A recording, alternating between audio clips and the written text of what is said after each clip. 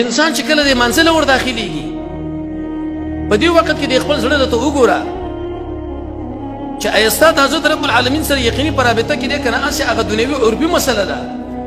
چې ولاړم د امام پسې او زړه مې د په پټي کې ولاړم د امام پسې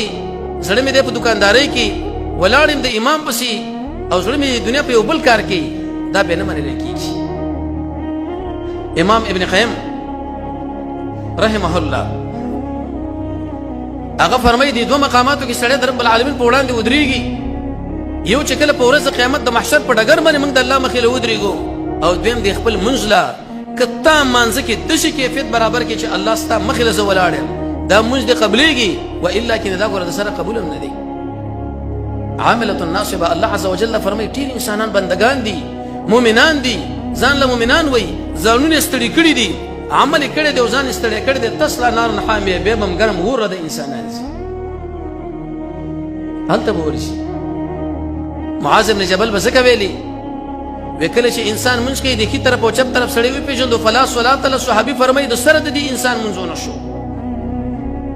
حسن بصري فرمایي چې تبتل دا منځ برباد دي ابن سیرین فرمایي چې په همدې مانځه به دا سړی جهنم له ورځي او سعید ابن جبیر فرمایي 40 کاله مې منځ کړی دی وی والله بالله ښي طرف او چپ طرف سړی ما پېژندلی دی چې دا لا پکې څوک دی او دا لا پکې څوک دی او ما ته پکې کوم حسابونه کوو منځ مې وکړي رسول الله صلی الله علیه وسلم په دې مانځه باندې مشکلات الله سره شریکول او حلول به انبیاء شریکول او حلول به زما ته مانځه کوم کیفیت وی ګورئ د سنه چې سړی دی به طور مثال هغه کینسر تکلیف لري او دا وایي چې زه په کیسه کې نه یم جوړ یم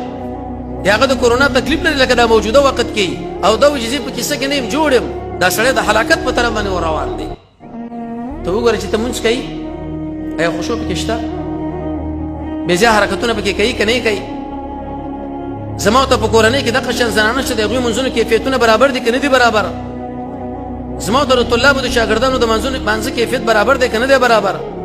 زما ته د مقتدیانو د منځه کیفیت برابر دی که نه دی برابر که برابر یې په بها والا که چېرته نه دا زړه ځان له ایسته لرې که